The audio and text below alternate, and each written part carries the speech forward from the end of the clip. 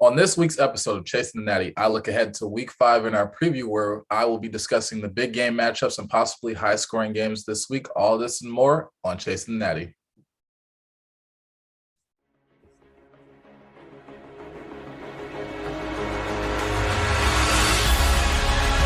Look downfield and Circus one-handed catch is made. Jones goes to the end zone. Oh, what a catch! Devontae Smith. Touchdown, Alabama. Watch out for Mr. Robinson. This kid is going to be special and is already flashing. This is Chasing the Natty, a college football fantasy podcast.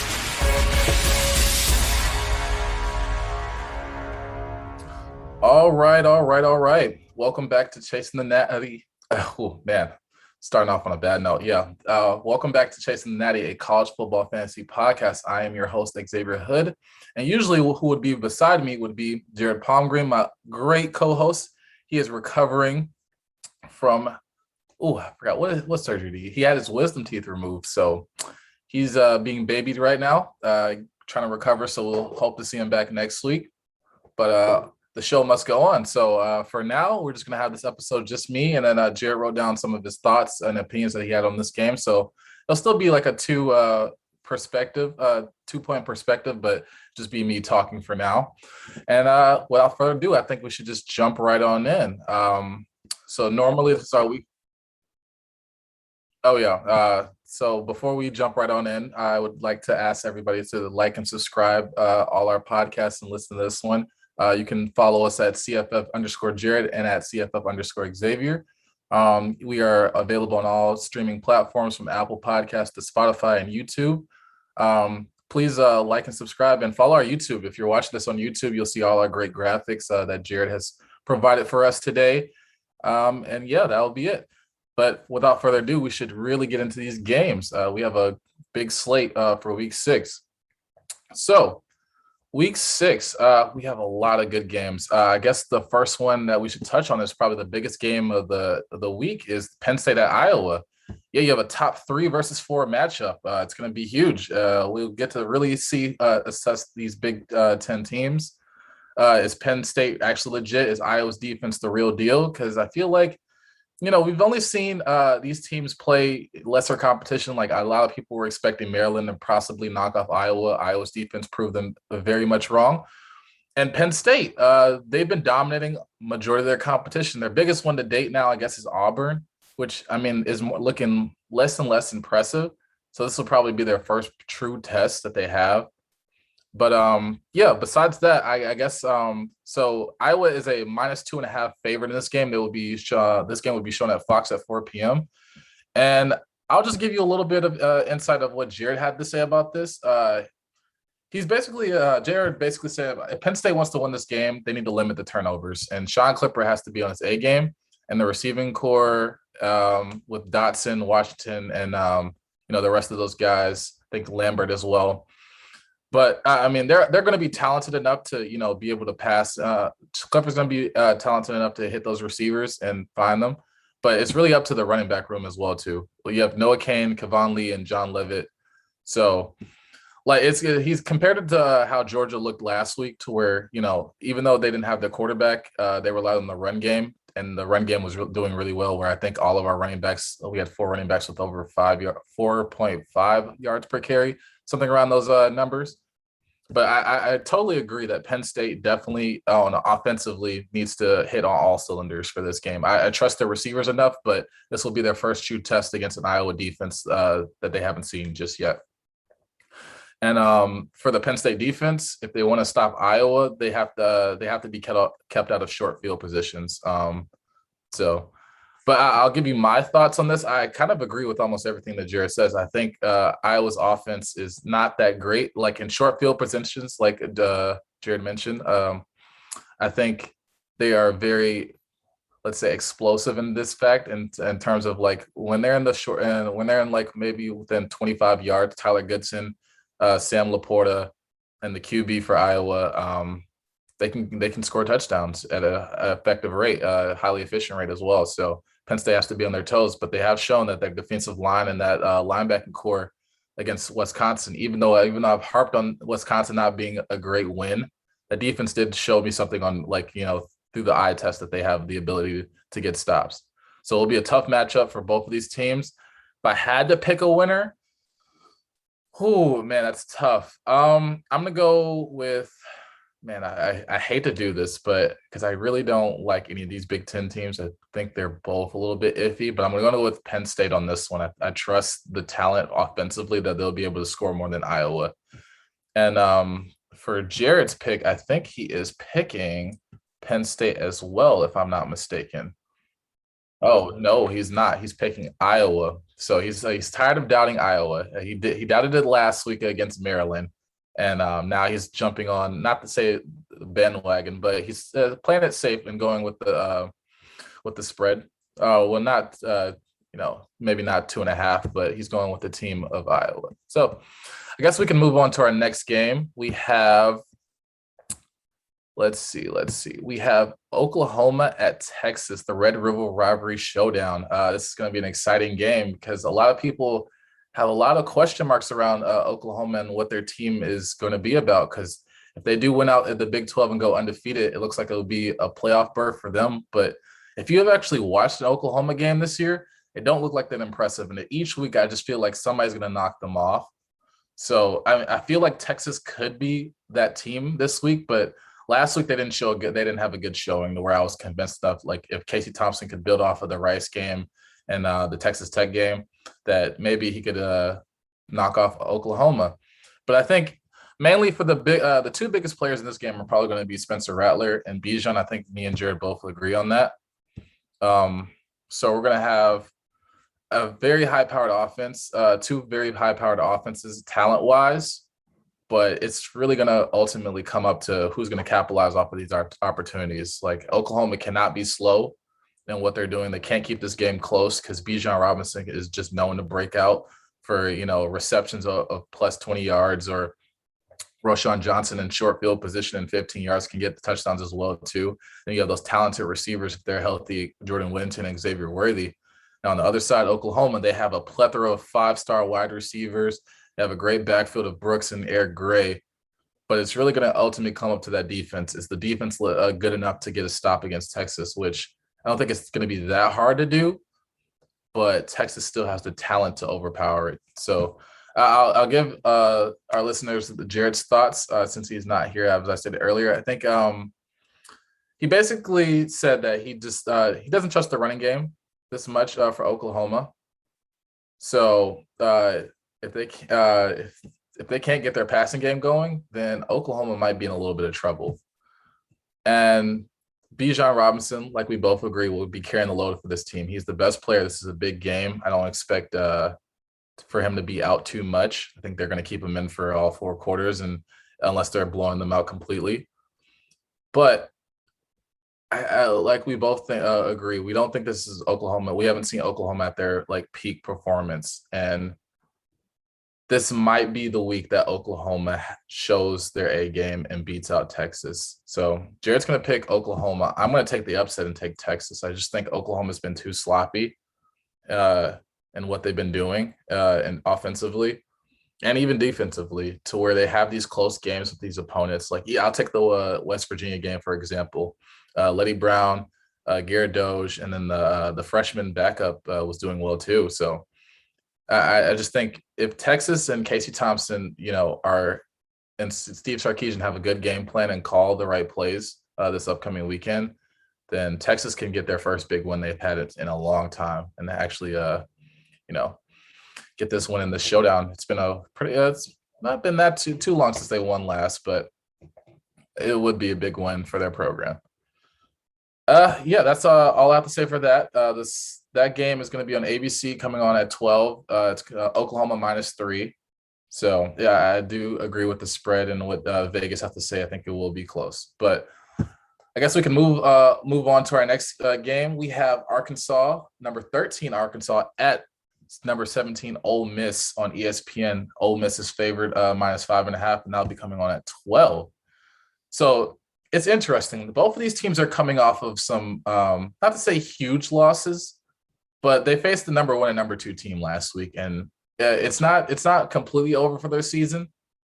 I think in terms of the playoffs, yes, absolutely. But in terms of having a good season and ending off strongly, this is a game for them. I think this is a must-win bounce back game. So it's going to be interesting. Arkansas has been the Cinderella team for everybody, so I know a lot of people are pulling for them.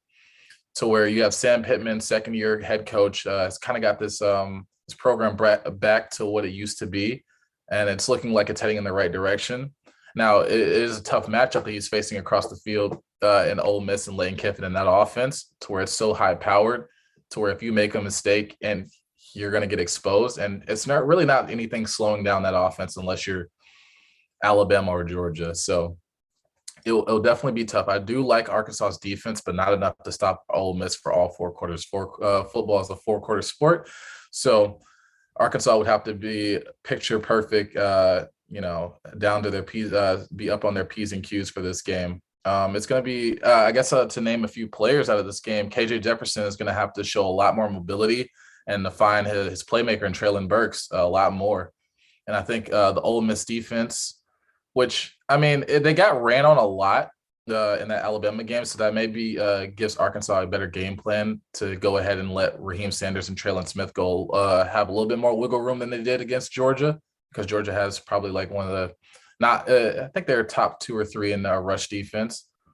But I think KJ Jefferson has to be smart enough to know when to escape the pocket, run, get those yards, and pick up first downs, and also get Treylon Burks involved as well too, because even though the run game might be the focal point, you still have to be able to hit on the outside as well too. Now, on the flip side with Ole Miss and Lane Kiffin, you still have a Heisman favorite, which I believe in Matt Corral. I think Alabama was a definite tough test, and you didn't have all your receivers healthy in Mingo, but you still have Dontario Drummond and Braylon Sanders and Ja'Cory Pearson. And you have Ely in the backfield as well, and then you have Snoop Connor and Parrish. So you have a lot on that offensive side of the ball for Matt Corral to use, and Matt Corral's legs as well, because he's a great runner and dual threat. So I think they'll keep Arkansas, they'll keep testing Arkansas and keep on using the same plays that they've used in the past to catch defenses off balance. So it'll definitely be an interesting game. I understand why Ole Miss is favored. I'm going to personally pick Ole Miss as well. I'll get our audience, some of Jared's thoughts. So basically, Arkansas was stuck in a pick your poison situation last week. They knew they needed to limit explosive plays from Georgia, so they went with a 3-3-5 defense, hoping that Georgia's run game would be limited, as it appeared to be in previous games. But Georgia ultimately proved them wrong. We had with 56 carries for nearly 5 yards a carry.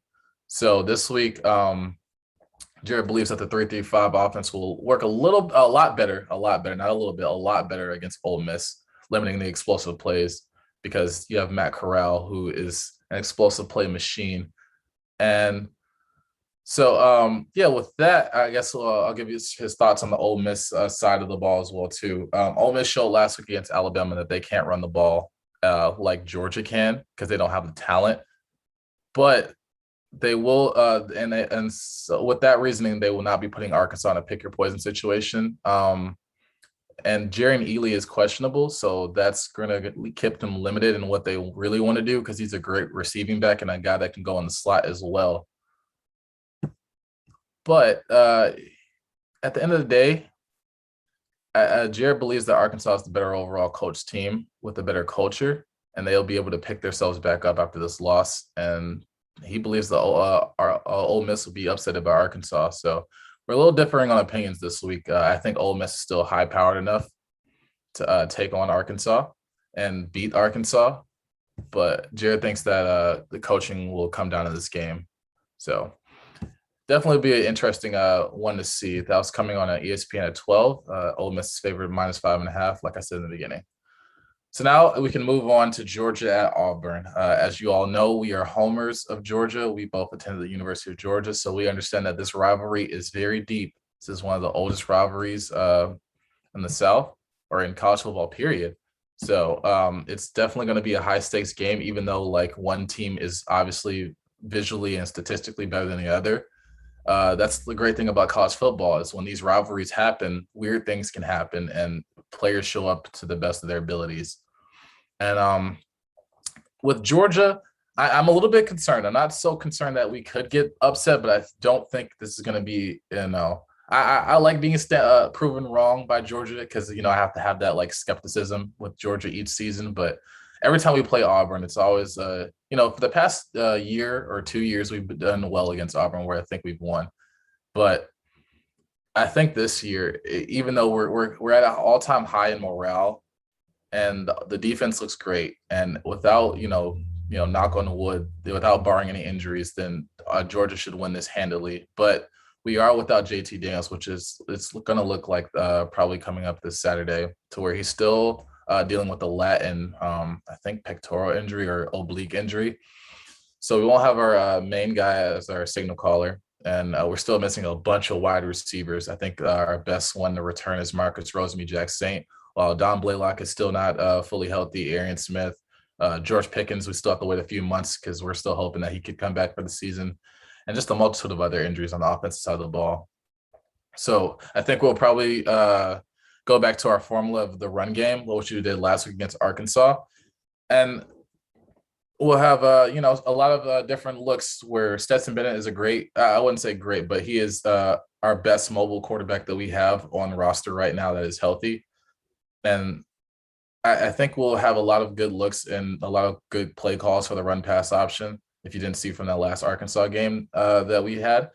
And Stetson is a safe guy to where I don't think, I get a little bit frustrated sometimes where he'll make a few mistakes. And then they could be costly turnovers or we'll catch a break. But for the most part, he's a safe guy to where, he'll get the ball in the place, he'll move the ball down the field. But, he's not that 5-star, 4-star quarterback that we recruited. So it's definitely going to be interesting. And then on the Auburn side of the ball, Bo Nix, not the greatest quarterback in the world, as we've seen for the past 4 years that he's been at Auburn, or 3 years, I think it's been so far. But he does have this just knack for able to elude pressure and escape the pocket and make plays on the run. So that's going to be something we haven't seen. Georgia hasn't seen. I think our best one was KJ Jefferson, which we were able to contain for the most part.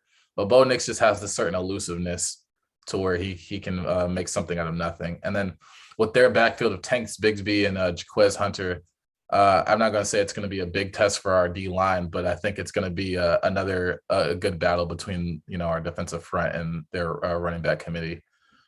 And on the, I guess, outside, the only wide receiver I could probably name for Auburn is Demetrius Robertson, the transfer from Georgia. I don't think he's going to have that much of an impact in this game. They don't have a true number one receiver like they did in the past with like Seth Williams or a guy like an Anthony Swartz or anything like that. So overall, I do have Georgia win this game. I think we are a 14.5 point favorite. We'll be on CBS at 3:30. So yeah, with Jared's thoughts on this game, he's pretty much agreeing with me here. He maintains that our defense is the best in the nation.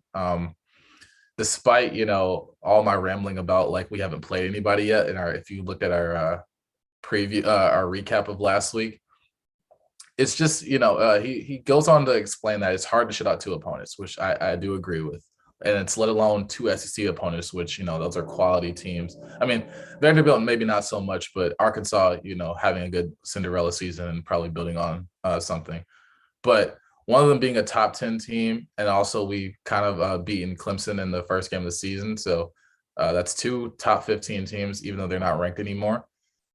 And like you said, defense just travels on the road, even in the most hostile environments. Like I think Alabama and Georgia just hate playing at Jordan's Hair because it's just Auburn like voodoo, to where they'll find ways to just get really interesting and tricky.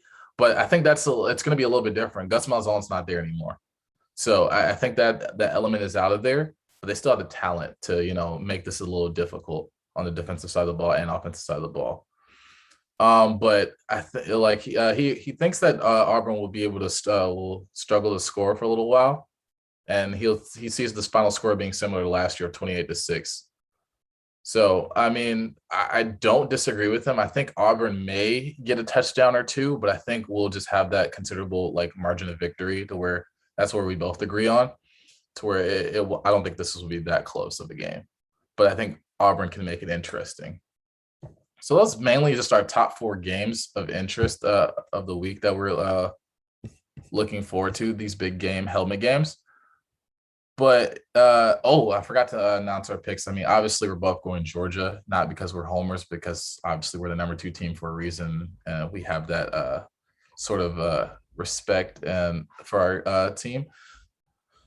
But that's mainly it for our big 4 games of the week, our helmet games, like we like to say, quote unquote. But I guess we can move on to additional games of interest. The first game we have is Michigan State at Rutgers. It's going to be on the Big Ten Network at 12. Michigan State is a -5, a 5-point favorite. And it's definitely an interesting game. I understand why Jared put this up here, because Rutgers has just been an interesting curveball of a team this year. We don't really know if they're good or not, but it's going to be definitely interesting. Like, Ohio State blew them out last week in the passing game. Like, CJ Stroud probably had his best game of the season so far, and Michigan State's offense feels like it's,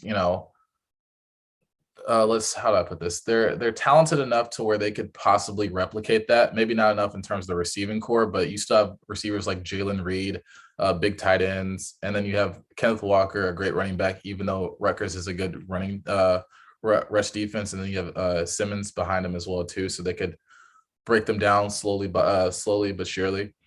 So you have a lot of options there. Payton Thorne's not a bad option at quarterback, and it's Rutgers. Rutgers always throws a wrench in somebody's game plan, especially if you're built on the run. And I guess for Jared, he just was really what caught his eye was how small the spread was.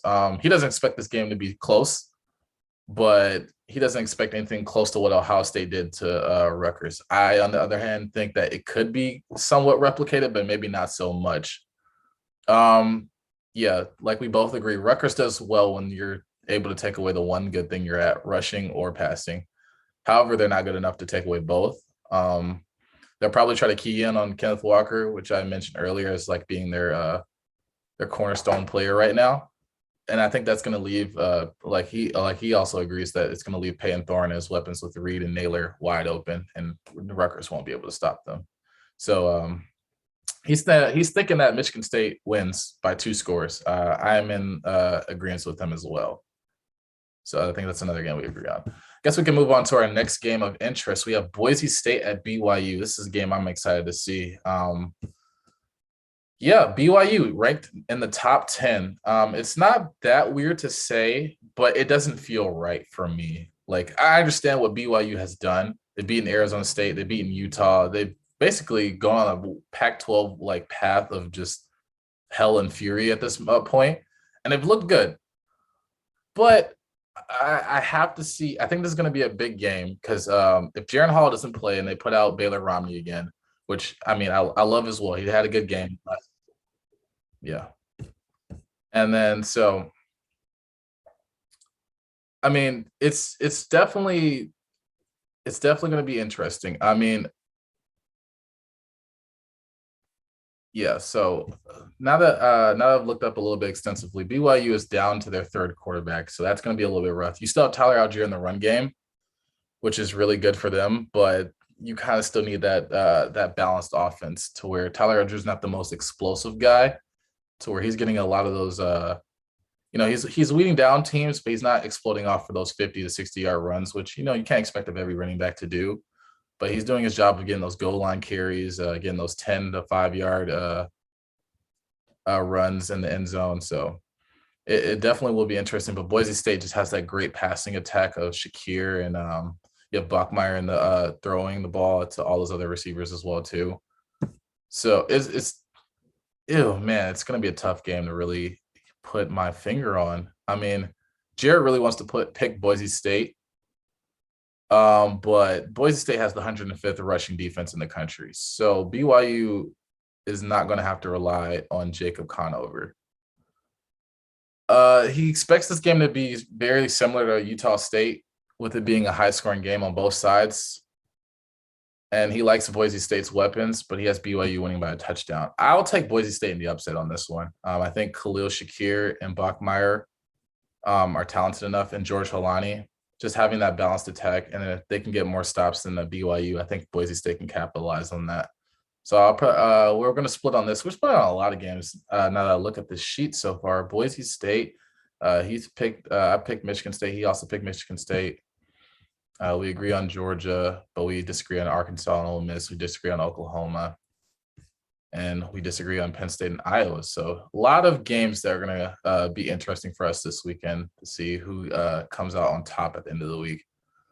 But I guess we can move on to our third game of the week. I understand it's going to be an interesting game to see because it's one of those games to where I really don't want to watch the game because of like anything of high scoring or relevance, but it's just two terrible teams going against each other looking for just any sort of like bright spot of their season. If UConn at UMass, a lot of people have been circling this game. UConn fans and UMass fans, our guys John Lobb and Eric Froton at NBC Sporting Edge, and John Lobb, Gridiron Scholar.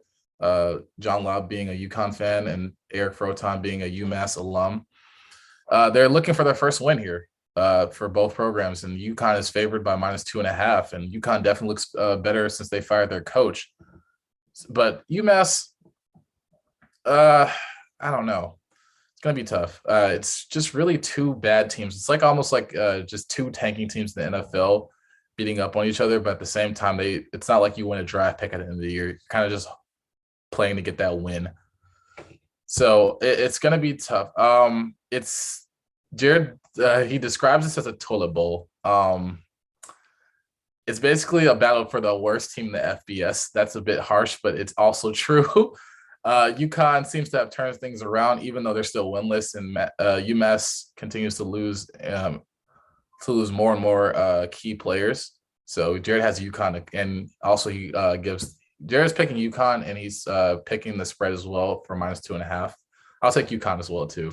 I watched that was probably like in week 0, I watched the UConn game versus Fresno State game.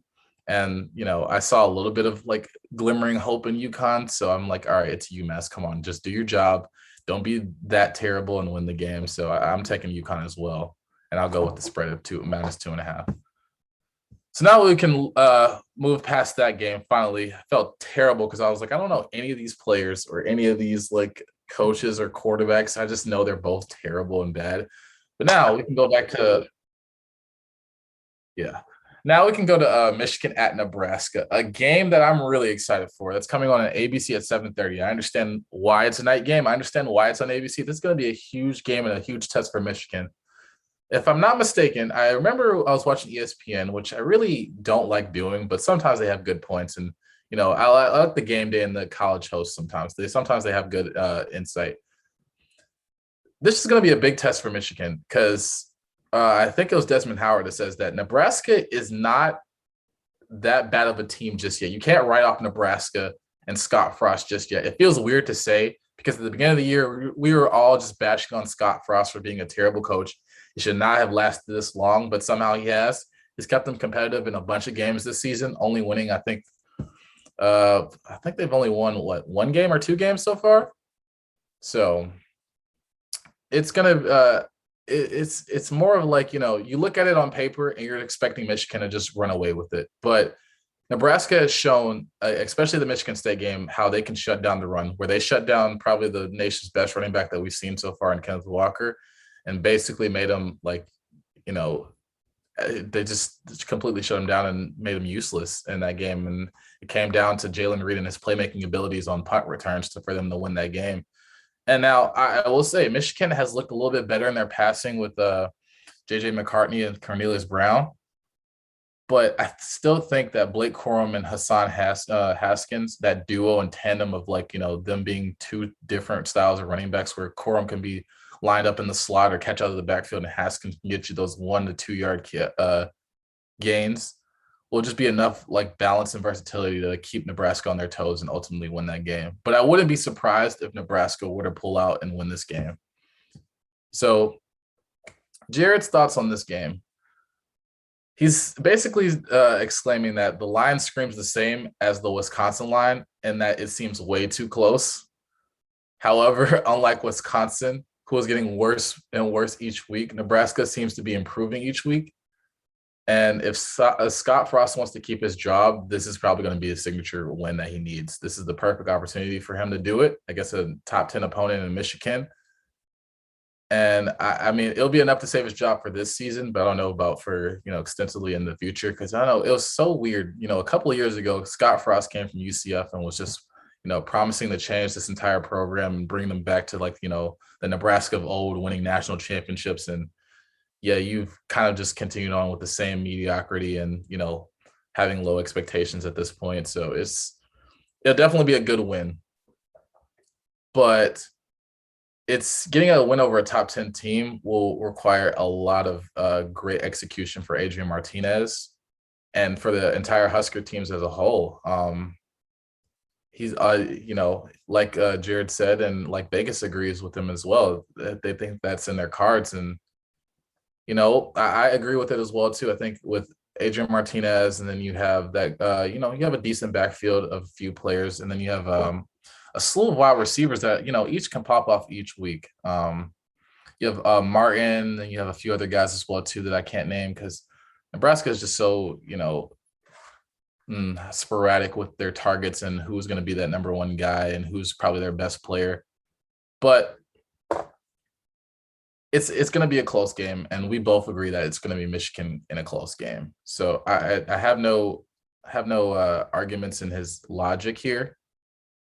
So yeah, that's mainly it. We're just taking Michigan, which it feels weird because that man Harbaugh should not have a job. I thought he should have been fired for a while, but he's having a good season so far. But it gets tougher down the road. It gets tougher from here on out. So we'll see. I guess moving on to our next game, we have Notre Dame at Virginia Tech. Notre Dame is favored by -1.5 or just 1.5 points. And it's on the ACC network. It's on at 7:30. Yeah, it's going to be an interesting game. I will say at the least, to where Notre Dame, you're coming off of a loss to Cincinnati, a good team, a good program, a possible top 4, possible playoff team if the cards fall right for them. But Notre Dame is still a good team overall, to where you still have Jax Cohn or Tyler Buckner, decent quarterbacks, not great. We'll see what Tyler Buckner looks like in the future, and Drew Pine as well too. We'll see how those quarterbacks rotate and who gets that nod for this week. Probably will be Jax Cohn. But you're going to Virginia Tech and Blacksburg, which is always a tough environment to play in. So I like the line here for 1.5. But I might have to give it to Virginia Tech on this one. I think just that environment, I'm completely just putting my faith in that Virginia Tech environment to throw off Notre Dame. I like Notre Dame's playmakers of Kyron Williams and Chris Tyree and Michael Meyer and Kevin Austin. But I think Virginia Tech defense is good enough to get some stops and slow them down. And for them, if the crowd keeps them in it and in these type of games, night games as well too, I think Virginia Tech will be loud enough. I think Virginia Tech will be disruptive enough. I think they will knock Notre Dame off to where they've kind of just been squeaking by a lot of teams, especially if you look back before the Cincinnati game.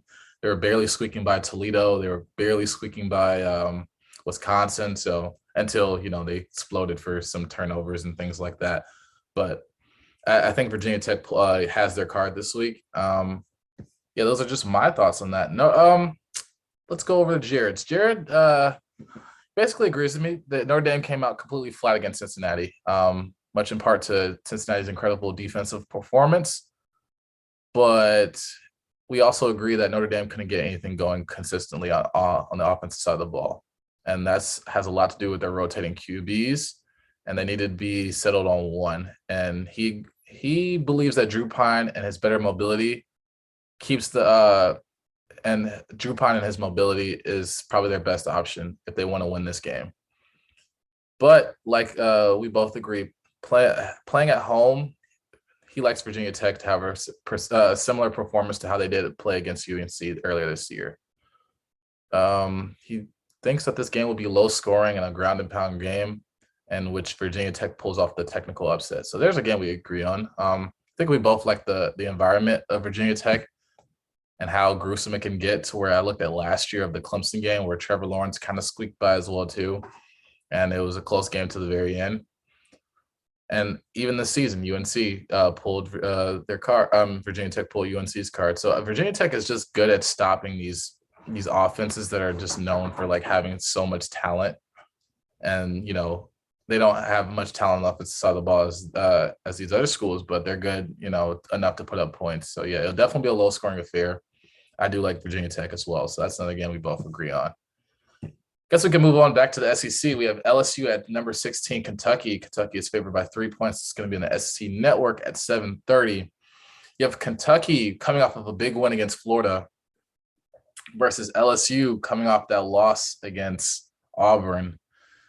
Yeah, I'm just going to say it. LSU, you're not impressive until you find a running back. And I don't think you have it. I think this is probably not saying Ed Orgeron is like one game away from being fired, but if I was the LSU program, I'd probably have it at that. Like he's on probably the hottest seats in college football. I probably could pull out a few more names if I thought about it a little bit more, but he's probably the sore thumb that I'm picking out right now. I mean, you still have a competent quarterback in Max Johnson, where he hasn't been as spectacular as I once thought he was going to be. And then Kayshon Boutte had the mysterious injury in practice, but he came back. So it's looked like he's going to be ready to go for this weekend. Then you have Deion Smith and a bunch of other freshmen, Cole Taylor as your tight end, and Jere Jenkins and a few other wide receivers that can make plays in space. But Kentucky has shown that defensively they can play up to their competition in the SEC. Florida, they took away a lot of their run game, which LSU doesn't have. And honestly, I think anybody in the SEC or anybody in football could probably take away LSU's run game. But Kentucky also has on the offensive side of the ball, you have a lot of good playmakers. And Will Levis, even though he hasn't looked impressive in the past 3 games, he has Wan'Dale Robinson and Ali as his receivers. And you have Chris Rodriguez, the great back that they have behind them in the backfield. So I like Kentucky in this game. I think it'll probably be more like 2 or 3 scores. But I think LSU, it'll probably be a high-scoring game. I don't think I think Kentucky. I don't think it will be as close as 3. I think Kentucky will win probably by a touchdown or 10. But I think LSU will be able to still put up points in this game as well too. Their offense won't stop completely, to where I don't think anybody's going to get a shutout on them this season. I don't think anybody's going to keep them under like 14 or 20 points. So I know that's probably a big range as well too, but I think I just trust that much in Kayshon Boutte and Max Johnson for the connection that they had all season, their ability to get to the end zone. But overall, I have Kentucky. Yeah, let's move on to Jared's thoughts. He, like me, believed that Ed Orgeron is on the hot seat. Now, his version of these are his words and not mine. It's not a matter of when, not if. It's a matter of when, not if Orgeron is fired at this point. And if the Wildcats are able to beat LSU this weekend, he could see Orgeron being tarmacked afterwards. So, I mean, it's a harsh reality at this point, but I could see it being true. But I think you still have the hangover of the 2019 national championship. I mean, a lot of question marks about Joe Brady and, Joe Burrow carrying you to that kind of have been validified so far this season, and the fact that you've done so terribly. But at the same time, you were the head coach. You did put them in the position to get there, so you might be safe for a couple of more weeks. But I don't think a number 16 Kentucky loss will, get Orgeron fired that quickly. But let's move on to his thoughts on Kentucky. He believes they have the more balanced attack in this game, even though their passing game hasn't been the most consistent as they have been in their first few games. But we also look back to LSU's ground game is going to be limited to one dimension, which may be even worse with Kayshon Boutte being questionable. Well, it's still. It is a little bit of old news about his questionability, how questionable he's going to be for this game. I think he's going to be fine. I would like to know what happened to know if I have to prepare for the worst or anything like that. But I think, overall, since he's back at practice, nothing too dramatic has come out of the message boards or on news circuits, then he should be fine. But he believes that we're going to see similar results to the Auburn game last week. He thinks it's going to be low scoring, but Kentucky gets the win. I, on the other hand, think this will be relatively high scoring to where not in the fact of like I think what was the Auburn score last week? It was probably it was like 24-19. So I'm thinking, yeah, something around that, maybe a little bit higher of like a 28 to 19 or 28 to 21. So yeah, I guess you're going to consider that low scoring then. I'm probably of the same opinion. But overall, yeah, I'm taking Kentucky to win that game. Moving on, we have number 1 Alabama at Texas A&M. Alabama's going to College Station. Yeah, that's going to be on CBS at 8 p.m. I'll just start off with Jared's thoughts first. Let's see what he has to say. This game is fixing to get ugly. His words, not mine. He thinks the line is not high enough. Calzada is not a starting caliber QB yet, and Bama's defense is getting much and much better, especially with that pass rush. Bama is nowhere near close. Absolutely, I agree with. But I will add in to where I think Texas. It's so funny. Alabama's defense is getting better, which is always a scary thought. But going into the season, people had a lot of high praise for Texas A&M's defense as well too. And each week, I just see it as getting much and much worse. It doesn't look the same as or formidable as it once was, early on. So it's going to be interesting to see how, if they, not to say contain Bryce Young or how they match up with their the offensive pieces on that Alabama and the Alabama offense. But yeah, this game is probably going to be ugly. I think 17.5 is fine where the line is, because I think that's still, it's still a blowout. But if you're expecting Saban to just, embarrass Jimbo Fisher, then by all means, you can leave that up with Jared. He's been somewhat of an Alabama fan longer than I have, to where I respect what they do. And, I respect Nick Saban and how they run their program and on both sides of the ball. But I don't see Texas A&M bending over and just, allowing just anything higher than 20 plus to happen. Now, it can't happen, but I don't have that much faith in Bryce Young. And also, we'll see what Brian Robinson can do now that Jason McClellan is out for the entire year. You're going to be that RB1. You're going to have to carry a bigger workload than you've ever carried in your time at Alabama. So I'm excited to see what we can get out of him for all the people that picked him up off the waiver wire this week. But yeah, it's Alabama is not even close. So moving on, we have Utah at USC. USC is favored by 3.5. It's going to be on Fox at 8 p.m. Yeah. We'll start off with Jared's thoughts again. The rumors are that Jackson Dart is practicing, and he is praying that he can get the job back from Slovis, but we both agree that probably won't happen. It's probably not that likely. Jared believes the whole field advantage will be enough to help USC, especially with Utah losing key pieces at QB. However, Utah is coming off of a bye week, so they have plenty of reps in practice for the new QB in Cameron Rising. And a lot of people in the campus community seem to like him as well.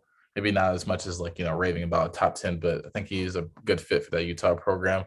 But yeah, I'll take USC. I think with Slovis or whoever's going to be at quarterback, as long as you have Drake London, I think that just increases your chances of winning in the Pac-12, of him being able to put up a big yards and a lot of touchdowns in that game. So I do like Slovis. Not Slovis. I like London, Drake London. So I think that's the one bright spot they have. As long as they don't lose him, Slovis can have his favorite X receiver to go up there and get it and make those spectacular catches. So I think it's definitely going to be a close game, because it's always the Pac-12, and they always have to keep it interesting and close. But yeah, I'll take USC in this one as well too, especially being at home.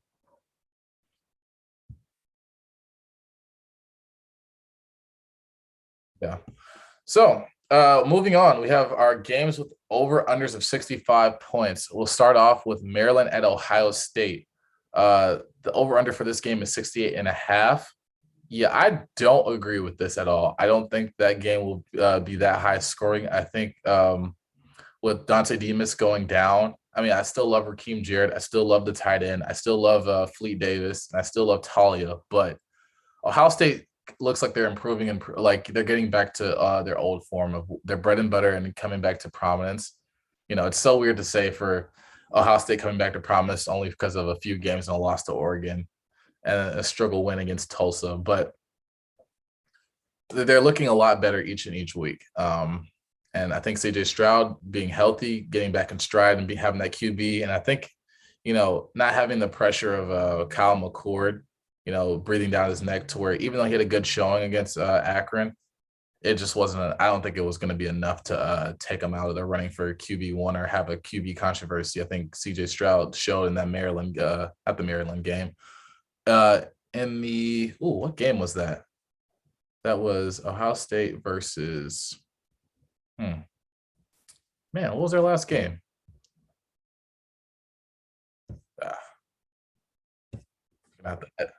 Okay. Yeah, you're going to have to edit that out. Okay, Ohio State at Rutgers. Yeah, I think CJ Stroud showed against Rutgers that he has that job solidified. Travion Henderson, not the greatest of days, but it was enough against that Rutgers defense to where I think he still had like 70 yards and a touchdown, which, we're expecting more out of the true freshman, where we kind of deemed him probably the best out of the class and probably the most ready running back out of high school to play on in college. So he's lived up to expectations, and we're hoping to see him, continue on and exceed that. So it's going to be very interesting. And Ohio State has a bunch of receivers to use against Maryland as well too. You have JSN, you have Garrett Wilson, you have Chris Olave, then you have a bunch of freshmen where we could see Emeka, we could see Julian Fleming, Marvin Harrison Jr. So they just have so much at their disposal. And I think that Ohio State will run it up on Maryland, and I don't think Maryland will be able to respond. I don't think this will be like an old-fashioned like shootout or air raid versus air raid, but I think Ohio State will be able to, whatever their spread is, if it's not over like 15, then I'd be surprised. But at the same time, I just don't see Maryland being able to put up enough points to have it over 65. But even if it is, I guess you could look out for those names that I mentioned, even though Dante Demas is gone. I guess Raheem Jarrett's going to have to step up and be in a bigger role. Talia, Fleet Davis, the tight end that I can't pronounce, which I really need to, because he's actually been a little bit relevant for the past few weeks. So, but that's neither here nor there. I guess we can move on to our next game. Oh, actually, no. Let's get to Jared's thoughts. Keep on forgetting. Yeah, we'll go on to Jared's thoughts. So Maryland's coming off their worst performance of the season, and I don't think he doesn't think that things get much better for them. Ohio State wins easily and covers, but not as easily. He's gonna lay the points. For Maryland, Raheem Jarrett is the play, in his opinion. So yeah, like I said, Fleet Davis is also the play because Ohio State's rushing defense is not the greatest, 77th in the nation, but he doesn't see the game script favoring them. And for Ohio State players, Maya Williams returns, so that limits Henderson, along with Maryland's 38 rushing defense.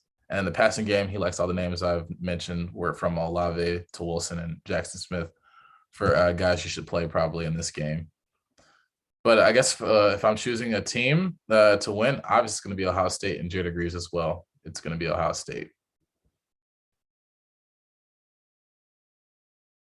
Okay, moving on. We have Virginia at Louisville. This game is a over-under of 66 on the dot, and it's Louisville -3. So, yeah, this is going to be a very high-scoring game. I'm actually going to be very into. I'll probably tune in this game as well too, to where I get to see Brennan Armstrong in the Virginia offense with Billy Kemp.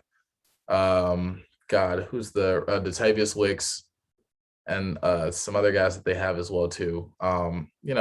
Be able to put up as much points as they can in Louisville with their mainly Malik Cunningham and his rushing ability, to where it looks like it's become a lot more consistent this season, where I think he's averaging a touchdown and a half a game rushing so far. So it's really ridiculous what he's doing.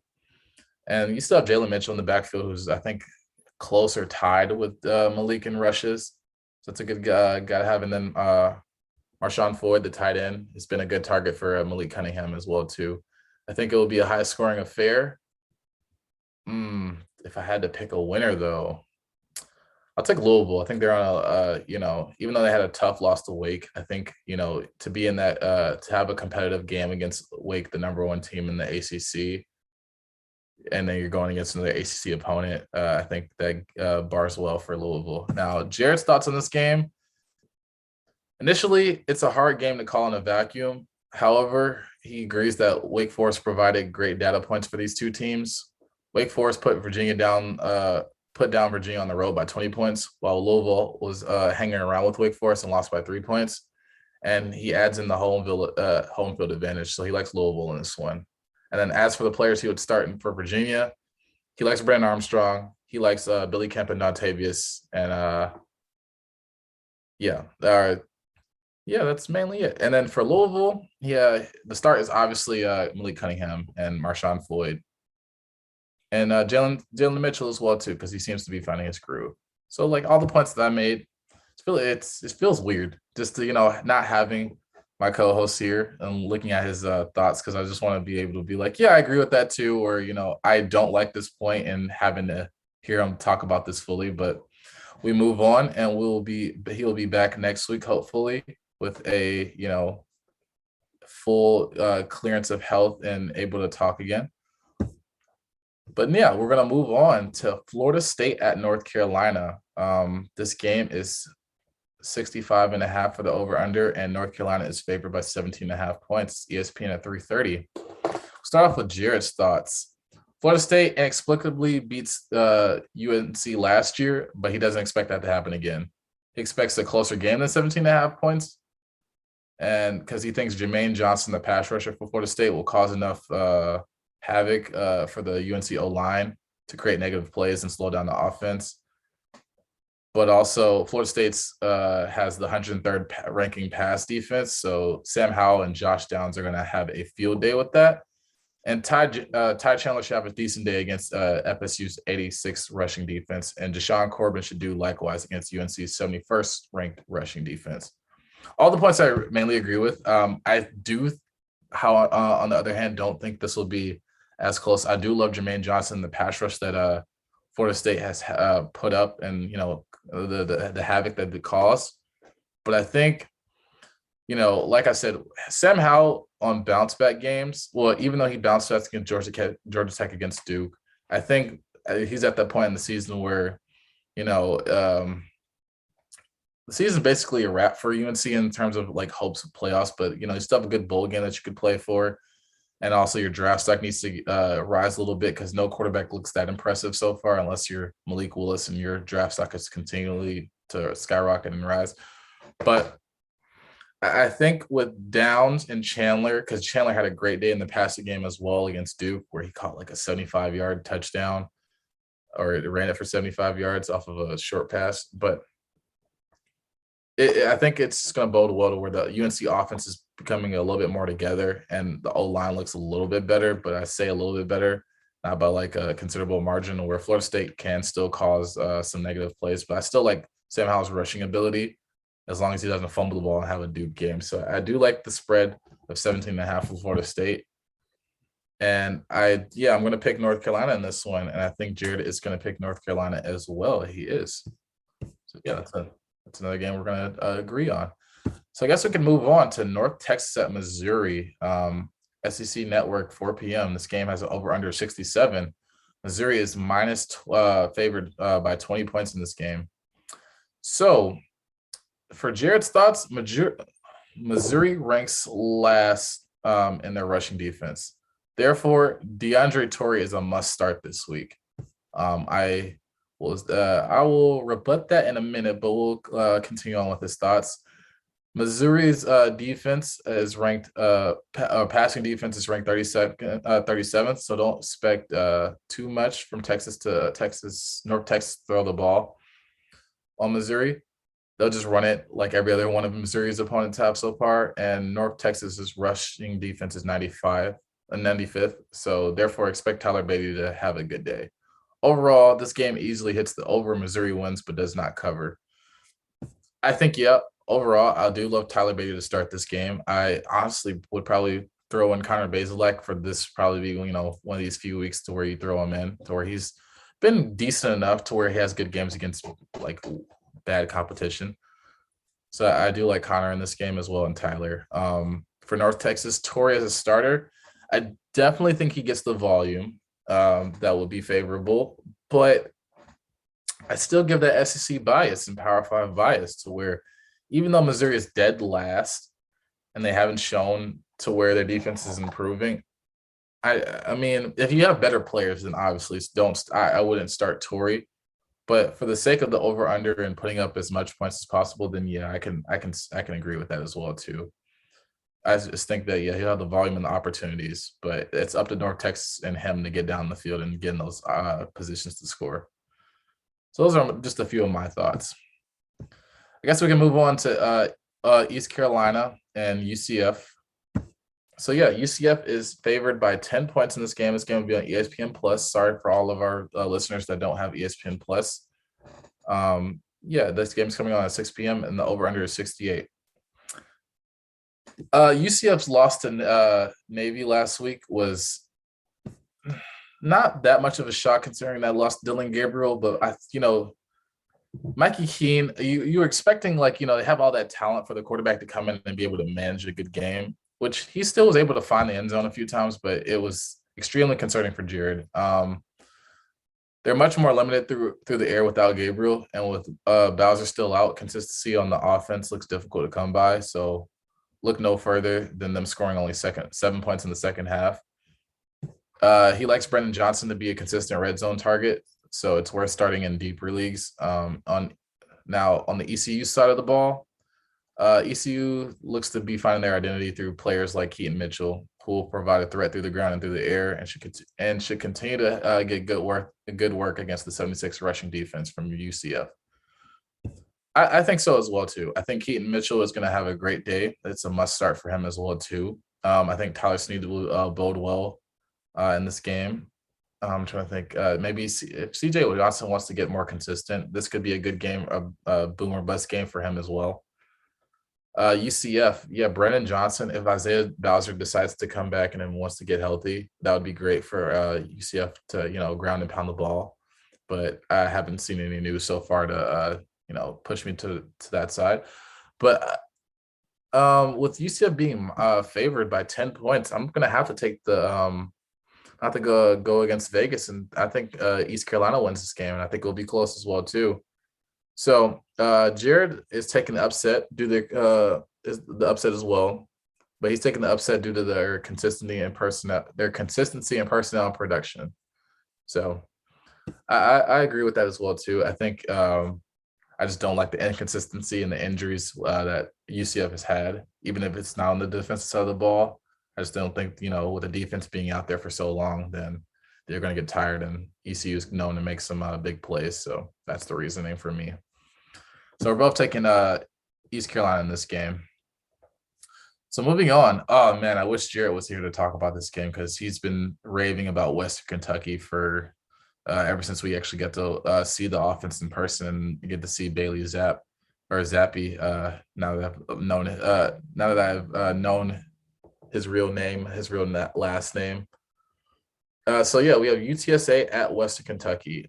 This game will not be aired, but it's coming on at 7 p.m.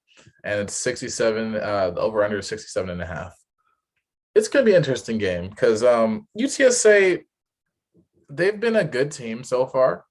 They had a good win against Memphis. They came back. It was an interesting game if you haven't watched. Memphis looked like they were just leading the whole time, and then UTSA and Frank Harris and Sincere and the receivers, Zachary Franklin, were just making their way back into that game, and ultimately they won. But Western Kentucky's offense is just so high-powered to where it's ridiculous. Now, I won't, give any credit to the run game. I don't think the run game is that much of a factor. It's more of an air raid offense. So you have Bailey Zappi and then Jarrett Stearns. Who else do you have at receiver? Why am I blanking on that? You have Josh Stearns, then you have Jarrett Stearns, and then you have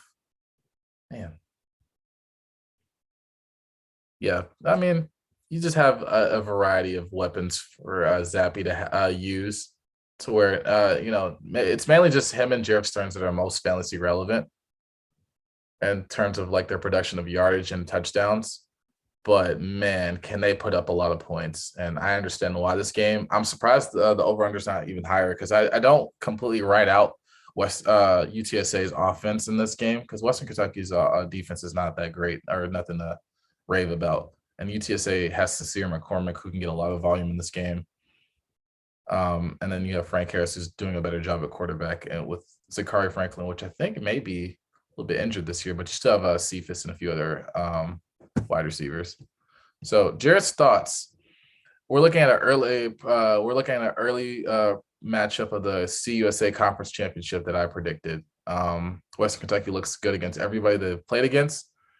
This should continue this week against UTSA's 71st passing defense. Bailey Zapp and Jarek Stearns are must starts this week. For the UTSA side of the ball, Sincere and Frank Harris will have tons to say on the ground, given Western Kentucky's weak rushing defense because it's ranked 120th in the country. Expect both guys, Sincere and Frank, to feast on the grounds. He thinks that UTSA's chances of winning this game come from the confirmed return of Zachary Franklin, who will give UTSA some multi-dimensional offense. Until then, he's taking Western Kentucky to win in a shootout. Yeah, that's man. I'll take Western Kentucky.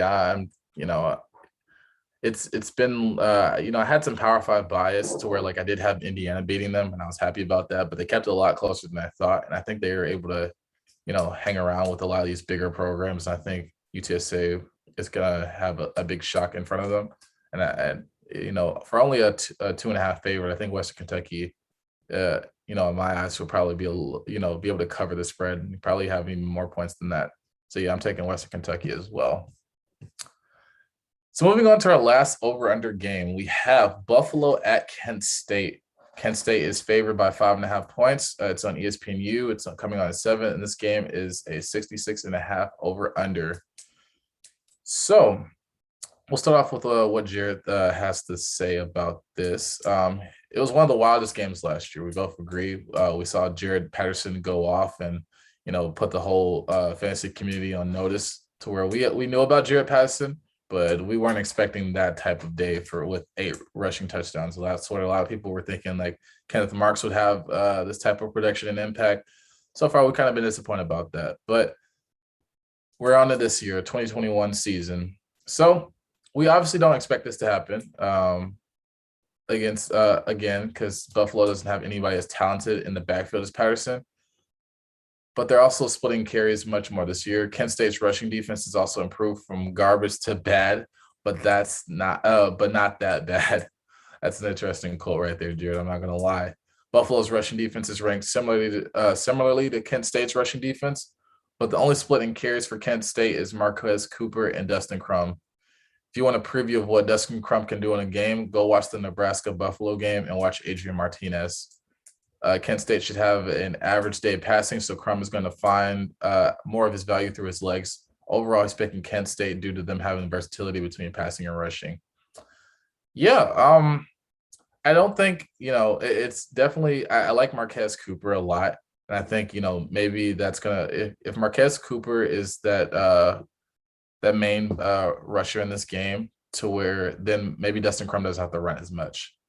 Now, I still think Dustin Crum is a must start in this game to where, his ability passing will be great to some of his receivers that he has, to like Deshaun Polk and a few others. But yeah, I like the starts of Crum and Marquez. And then on the Buffalo side of the ball, I guess you could throw in any of their running backs. You could throw in Marks, you could throw in who's the other one? You have McDuffie. So I think, on the ground, there will be a lot of rushing touchdowns in this game. So I don't think it's, if you're in a deeper league, you can go with either one of those backs. But yeah, I think it'll definitely be a close game and one of the more exciting MAC games that we see this year. So yeah, that's it for our over-unders. I've been talking for a while. We're getting to those wee hours of the night to where, we're starting to run low on steam, but it's okay. We're going to go on to our last segment. We have one off the radar game. Jared has decided to go with Oregon State at Washington State. The reasoning is Oregon State is 4-1 with wins over USC and Washington, and with wins over USC and Washington, and is currently in the driver's seat to win the Pac-12 North. I want to see if they continue. If he wants to see if they can continue their success. I absolutely agree. I love the production I've gotten out of BJ Baylor. Yeah, they've gotten big wins over USC where, Pac-12 beats up on each other. So this could be one of those situations where Jaden Delore comes out of nowhere and, has magic again. And Travell Harris does well and a few other receivers, but I still like Oregon State in that one as well.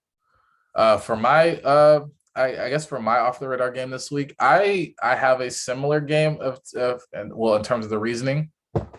I want to see Tennessee at South Carolina, or South Carolina at Tennessee, because Tennessee's gonna have the black jerseys. That's one of the reasons I want to see that game, because I'm just like, you're not supposed to have black jerseys because it's not in your color scheme, and you're just doing this to try to be as popular as Georgia, as a salty Georgia fan.